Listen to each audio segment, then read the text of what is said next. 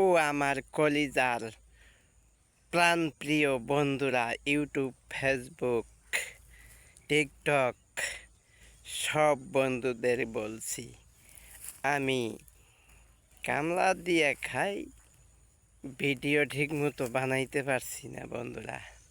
মাঝে মাঝে 2-4টা সময় পাইলে ভিডিও বানাই। তো সকল বন্ধুদের, ইউটিউব, ফেসবুক, টিকটক বন্ধুদের বলছি, সবাইকে আমার ভিডিও সামনে গেলে একটা লাইক, কমেন্ট, শেয়ার করে 10 জনকে দেখার সুযোগ করে দিবেন বন্ধুরা। তো আমি সবাইকে সাপোর্ট করি, সবার জন্য দোয়া করব বন্ধুরা।